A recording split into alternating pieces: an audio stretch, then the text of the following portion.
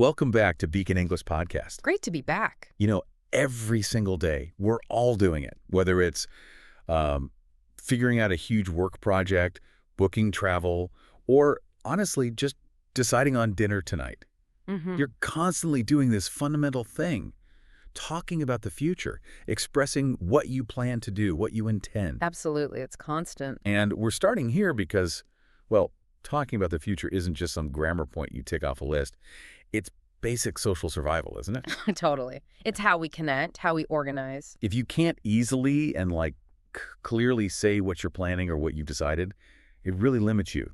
Small talk, big meetings, everything. It really does. We just take it for granted in our own language. But for English learners, yeah, all those ways to talk about what's next. We'll go even using the present tense, like I am eating, it can feel, well, confusing. A bit of a minefield, maybe? Yeah, exactly. Like which one is right? And that's why the material we're looking at today is so helpful, I think. It just cuts through that confusion. Right. It gives you a really practical way to sound, authentic, natural when you're talking about things that haven't happened yet. Okay, so our mission here today is pretty straightforward. We're looking at these specific patterns from the material we've reviewed and really digging into the core ways English uses will, going to, and that present continuous tense, but specifically for future plans, intentions, arrangements. The key uses. Yeah. And the goal isn't just knowing the rules on paper.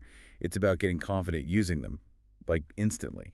So you sound natural, fluent, like you're not overthinking it. And we really need to stress this. These three ways, they aren't just synonyms you can swap around. No, definitely not. They're different tools. Each one signals something specific about commitment level, certainty, how planned something is. Right. Get it wrong, and you might accidentally say a vague idea is a definite plan, or the other way around. Exactly. That little nuance, understanding the subtle difference, that's key to sounding like you really know what you're talking about. And the material lays this out really well for, quick real-life use. Connects the grammar straight to useful time phrases, too. Okay, let's unpack this, starting with section 1, the real heart of it, telling the difference between these three future structures. Let's begin with the one most people meet first, will. Right, will. The main thing about will here is spontaneity, or using it for firm promises made right now. Okay, spontaneity. So spur of the moment. Exactly. Think of it less as a future tense, maybe, and more like a present reaction. You use will when the decision or the offer or the promise is made right at the moment you're speaking.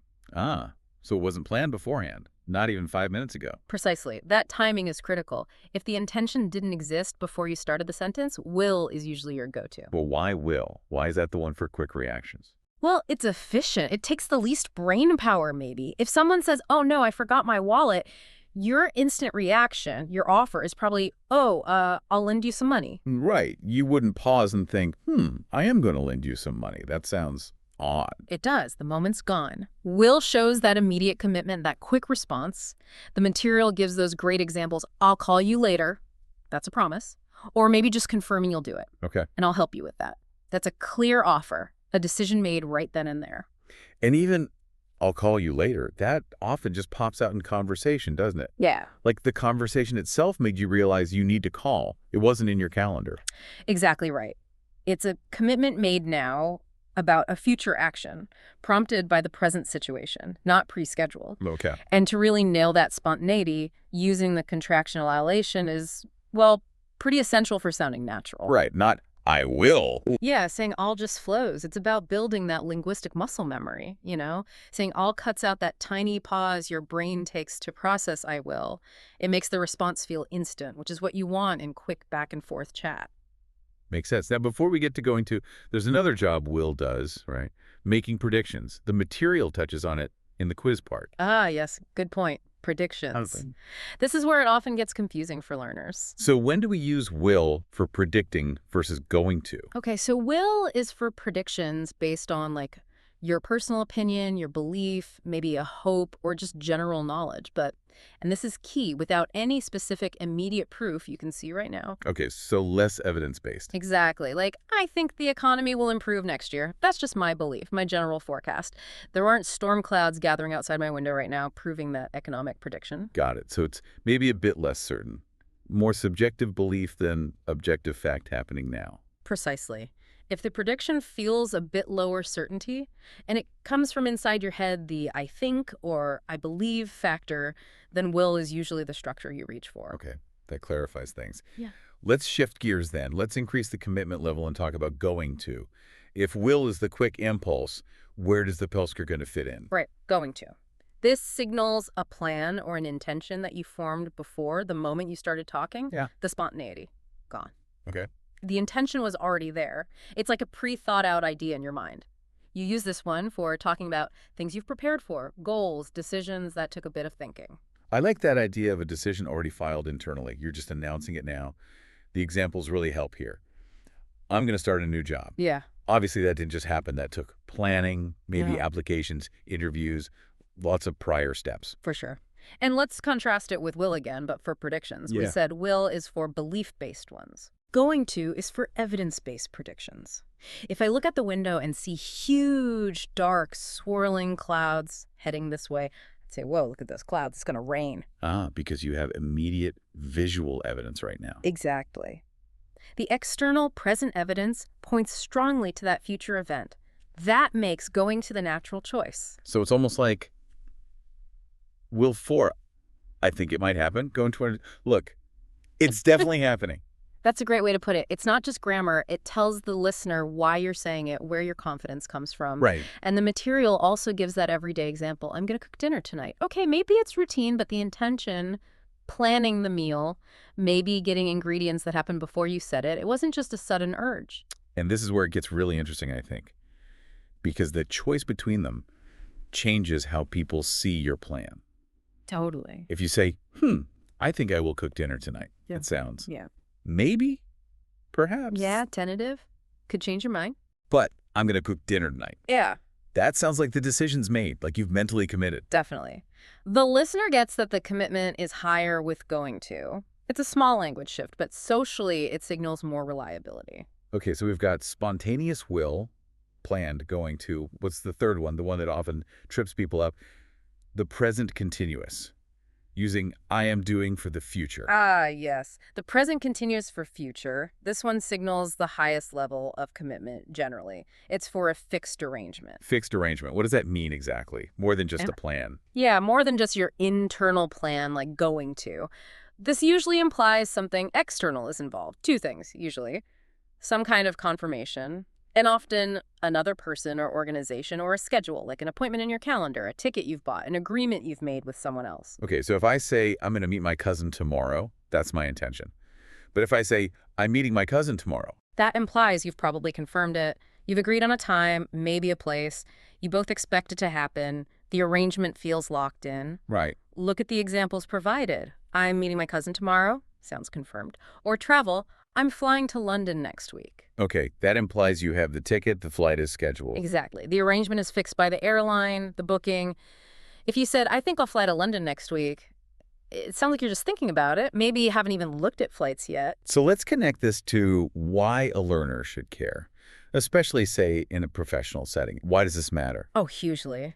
In more serious situations, job interviews, business deals, organizing important logistics, using the present continuous for a future plan signals reliability. Professionalism. How so? Well, if you tell a potential client, I'm flying to New York on Tuesday to sign the documents, that sounds rock solid, certain. But if you say, I think I will fly to New York on Tuesday, or even, I'm going to fly, it might sound a little less definite. Maybe still arranging things. Using I'm flying says, it's booked, it's happening, you can count on it. It shows you respect the schedule and the commitment. Right. So let's quickly summarize this first section then. We have this kind of scale of commitment. Yeah. A sliding scale. Level 1, spontaneous, maybe belief-based, lower commitment, that's will. Right. Level 2, prior intention, maybe evidence-based prediction, medium commitment. Going to. Yep. And level 3, fixed schedule, external confirmation, highest commitment, present continuous. That's it. And understanding that nuance, that's what takes you from just being correct to being, well, truly fluent and understood properly. It's about being precise in conversation, making sure your meaning is clear. Which leads us perfectly into section 2. Because even if you choose the perfect future form, it kind of floats in the air without context. Time context. Absolutely. Anchoring the future. Time expressions are the anchors. They give the listener the necessary clues. If I just say, I'm meeting my boss, the very next thought is when. Yeah, it's incomplete. Time expressions fill that gap. They provide the crucial when. And the material gave us a really useful set of core phrases. Let's look at them. Tomorrow, next week, soon, in the morning, later today. Pretty common high-frequency ones. Very useful. And notice the different levels of specificity. Tomorrow, next week, they give clear time frames. Right, quite definite. And because they're definite, they often pair nicely with the more committed forms, like present continuous. Fixed arrangements usually have a specific day or week attached. I'm meeting my cousin tomorrow. I'm flying next week. Makes sense. And then you have the slightly vaguer ones. Yeah, like later today. It pins it to this day, but not a specific hour. That often works well with the spontaneous will, doesn't it? Okay, I'll finish that report later today. A promise made now, happening sometime before the day ends. Okay, and soon. That feels the most open-ended. It is very conceptual. And that often fits better with going to when you're talking about intentions that aren't fully scheduled yet. I'm going to travel soon. Right, means you plan to, but maybe you haven't booked anything. Exactly. If you said, I'm traveling tomorrow, using the present continuous, everyone assumes you have tickets. Using soon with going to signals the intention is firm, but the details aren't locked down. What about where these phrases go in the sentence? The examples mostly have them at the end. I'm going to the gym tomorrow morning. Can they go at the start? Oh, absolutely. English is pretty flexible there. You could definitely say, tomorrow morning, I'm going to the gym. Does it change the meaning or the feel? Slightly, maybe. Putting the time phrase first, especially a longer one like tomorrow morning, can sometimes put a bit more emphasis on the when. It sets the time frame first, then gives the action. Next week, I'm meeting my teacher. Maybe sounds a touch more formal or like you're deliberately setting the context. Oh. Having it at the end, like in the examples, I'm meeting my teacher next week, that's probably more common in just, everyday relaxed chat. It just integrates the time naturally. That's a nice little fluency tip. Fronting for emphasis or context, end position for standard flow. And those examples like, I'm going to the gym tomorrow morning, or I'll call my friend later today, they show how these little phrases just make the whole thing make sense. They turn a vague idea into something concrete. And for you, the listener, getting comfortable with these simple time phrases instantly makes your English clearer, more useful. You go from sounding maybe a bit hesitant or incomplete to making clear, understandable points. They provide that essential context. Okay, so we have the structures, we have the time anchors. Let's pivot now to section 3. Because knowing the right words is one thing, but actually sounding natural when you speak, that's another challenge. This is about pronunciation, specifically those common shortcuts or contractions. Yes, this is crucial. It's the bridge between grammar rules on a page and how English actually sounds coming out of someone's mouth. Especially when people talk quickly, informally. Sounds get squashed, reduced. Right. And understanding these reductions is key for comprehension, even before you think about using them yourself. So we're focusing on 2 big ones related to future plans and intentions. Going to, shrinking down to gonna, and want to, becoming wanna. Why is just hearing these correctly so important? Because they are everywhere in fast, informal speech. If you've only trained your ear for the full, careful I am going to, you might completely miss it when someone says, I'm gonna. It just sounds like noise. It can, yeah. The sounds change. With gonna, that sound into often gets softened or even disappears, especially when it's unstressed. It makes it faster, smoother to say. So it's physically easier, less effort for the mouth. Efficiency again, looking at I'm going to cook dinner, it sounds almost like one smooth unit, not I am going to. Exactly, the rhythm changes completely. And the stress often shifts too. In I'm going to cook, going might get some stress, but in I'm going to cook, the stress usually lands firmly on cook, the main verb. So if you miss cook, you've missed the main point, because gonna itself is so reduced. Precisely. Those little function words get swallowed up. And want to becoming wanna. It's the same principle, really. Technically about desire, but often used when talking about future plans, right? I want to watch a movie tonight. Yeah, very common. Another super frequent reduction, same reason. Speed, ease, linguistic laziness, maybe? Maybe efficient laziness. But it's important to know these are linked to speed and informality. You wouldn't write gonna or wanna in a formal report or email. No way. But talking to a friend about the weekend, absolutely expect to hear them and probably use them yourself eventually. But let me push back slightly. If the goal is clear communication, and these make it potentially harder for learners to understand, Why do native speakers do it? Why prioritize speed over absolute clarity? That's a fair question. I think it comes down to assumed shared knowledge and efficiency. Speakers assume the listener knows the shortcuts, understands the context, so they take the faster route. It feels more natural to them. So for learners, the first step isn't necessarily trying to say, go now right away. Not necessarily no. The key is training your ear to recognize it when you hear it. That's where things like shadowing practice, which we'll touch on, become so valuable. You start to tune into the real sounds of fast speech. The material mentions this helps your English sound more natural and flow better. It's about catching the rhythm, not just the words. Exactly. It's the difference between just listing words and actually speaking with the music of the language. Okay, so we've got the grammar rules, the time phrases, the sound changes. Let's see how it all works together in a real conversation. Section 4 is about that flow, looking at how people actually make plans together. Right. Moving from the theory to the practice. When you look at a simple chat, like the example of two friends planning a weekend, you see how quickly people shift between these different future forms. It's not neat little boxes. Yeah, it's dynamic. Let's think about the structure of that kind of dialogue. It often starts with an opening question, like the example, are you doing anything tomorrow? Notice that structure straight away. Present continuous. Are you doing? The speaker using that is immediately signaling they're asking about a fixed plan or something already scheduled. Right, like checking someone's availability. Exactly. They're probing the calendar, not just asking for a random idea. It kind of expects a yes or no about something potentially already booked. That's the social job of that tense in questions like this. And then the response in that example dialogue immediately shifts things. Something like, not really, I might go hiking, and then maybe I'll join you after my hike. See? Straight away, might shows possibility, not a fixed plan. And then the offer to join the lunch uses will, I'll join you. Why will there? Spontaneity. The decision to join the lunch was made right then, during the conversation. And it depends on the hike. They weren't planning to join before the chat started. It's a classic, in-the-moment commitment, perfectly using will. Okay. And then the first speaker might confirm their own plan. Well, I'm going to meet Sarah for lunch. Right. Using going to there signals their own prior intention. The plan to meet Sarah already existed. It's definite in their mind. If they'd said, I'm meeting Sarah, it would sound even more locked in, maybe time and place confirmed. But going to clearly shows the plan is made. And then the conversation often wraps up with that standard promise. All right, I'll call you later. Back to will for the spontaneous closing promise.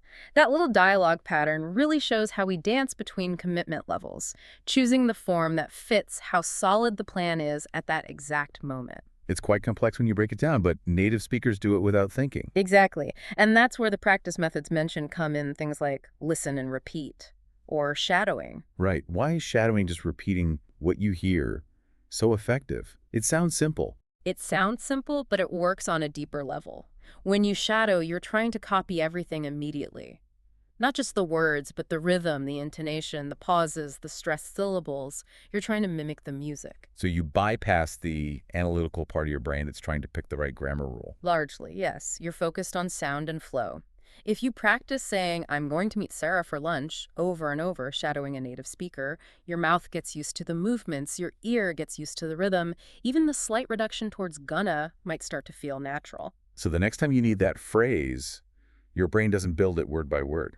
It pulls out the whole chunk, the whole musical phrase. That's a massive step towards fluency, transforming knowledge into an automatic skill. Which is why the material suggests immediately trying it out. Asking yourself, what are my plans for this weekend? And actually saying, I'm going to, or I'm meeting out loud. Yes. Grounding it in your reality makes it stick. It stops being abstract grammar and becomes part of how you talk about your own life. Much more motivating, much more effective.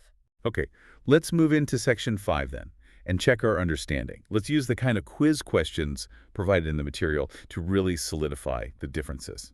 It's about the why, not just the what. Good idea. These quick checks really test if you've grasped the core distinctions, especially around belief versus evidence or prior plans. Okay, first one. I think it rains.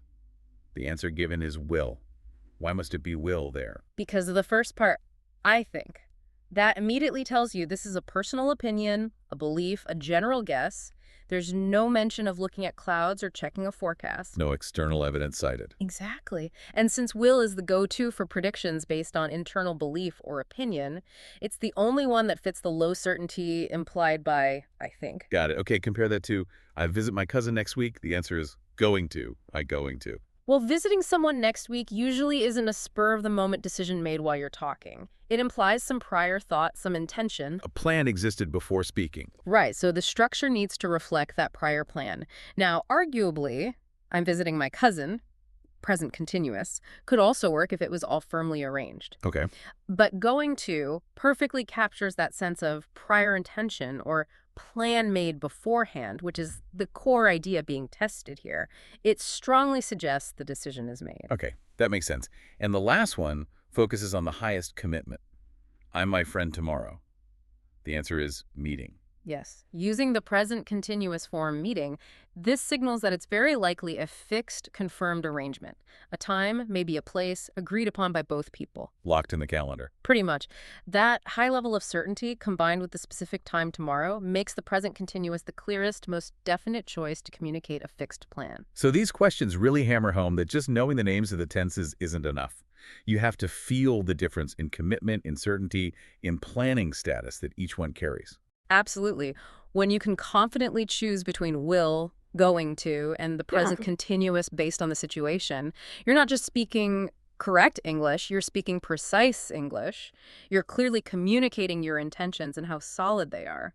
That's vital. So to recap briefly, we've looked at the three main ways to talk: future plans, spontaneous will, intended going to, arranged present continuous. We've seen how crucial time phrases are. We've touched on pronunciation like gonna. And we've seen how these play out in real planning conversations. And importantly, how the material gives you practical steps to actually practice and internalize these, moving from just knowing the rules to using them smoothly. Right. So let's finish up with that call to action. The homework, if you like, suggested by the material. Make 3 sentences about your actual future plans right now. 1, using each pattern. This is where it really clicks. Do it now. Think of something you'll decide or promise right now. I'll tidy my desk later. Maybe. Okay. Now, something you already decided to do. I'm going to. I'm going to call my brother tonight. Planned. Good. And finally, something fixed in your schedule. I'm meeting, or I'm having... I'm having dinner with friends on Friday. It's arranged. Perfect. Saying those sentences, making them real for you, that's what cements the learning. It turns theory into practical skill. And thinking bigger picture. Getting these 3 basic future structures right, that's the bedrock for so much communication. Negotiating, planning projects, making travel arrangements, managing teams. It all relies on clearly expressing future actions and commitments. It really does. It gives you the power to articulate not just what you plan, but precisely how committed you are, how certain it is.